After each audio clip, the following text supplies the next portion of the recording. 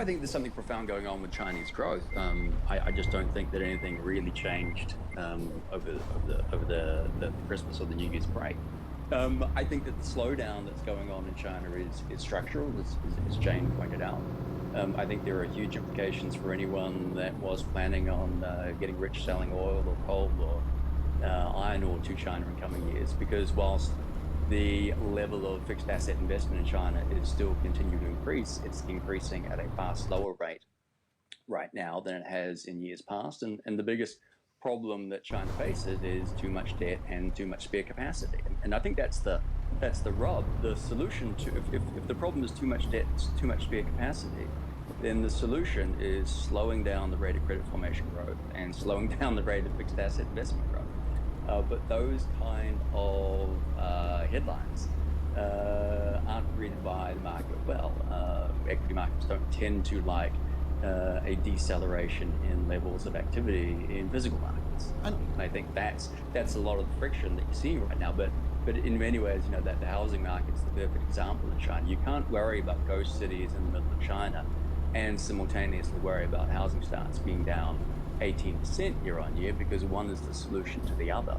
At the moment, we're in a scenario where I think market participants worry about both. John Foley, what is, in your opinion, the actual growth figure for China? Because a growing number of people appear to, if not dispute, in some ways dismiss the official data. I'm of the view that actually the growth figure really doesn't matter at all. I don't believe the official number. This year it's probably going to be 6.5%. Maybe that's roughly close to what the actual growth underlying will be. But really no one in China cares very much about the GDP figures. You can't spend it, you can't eat it. What people care about is having jobs. They care about their wages rising. And that's also exactly what the politicians care about. They say repeatedly that what they care about is keeping everyone in full employment. And that's basically what they've been trying to do by creating lots and lots of jobs, once in the export sector. That's not really working anymore, so now they're trying to create them in the services sector. You're getting a whole load of quite unfulfilling jobs, flipping burgers, that kind of thing, but basically they're still managing to keep people employed.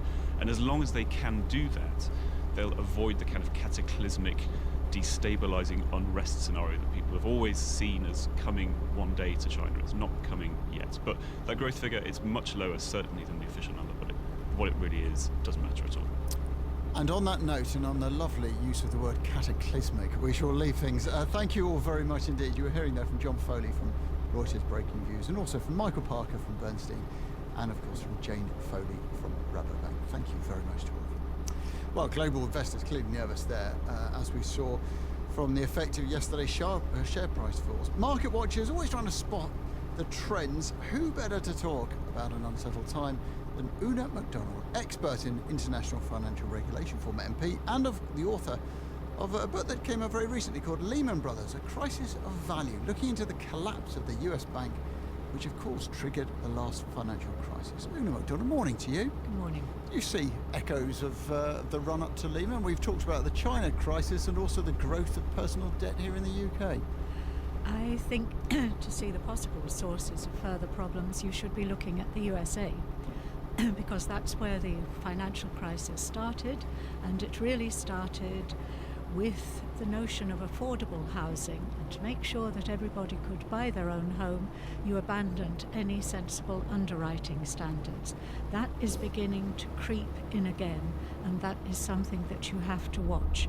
Once politicians start talking about affordable housing, then there's danger, because they will bend the rules or insist that banks bend the rules so that anybody can buy their own house regardless of their income, security of income and so on.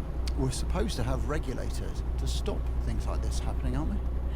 Yes, and I think that the regulations imposed in the UK are both effective and seem to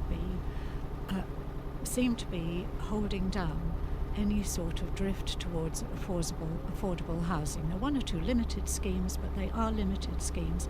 So I don't think it's UK housing policy that's at risk. I think it's the US housing policy and the peculiar structure of their housing market. Yeah, I mentioned regulation partly because, Una MacDonald, you were on the Financial Services Authority when that last crisis hit? No, Or- not then. I escaped Oh, before. you so escaped. I did, I'm but not accepting any You're, responsibility. sorry, you're absolutely right. I misspoke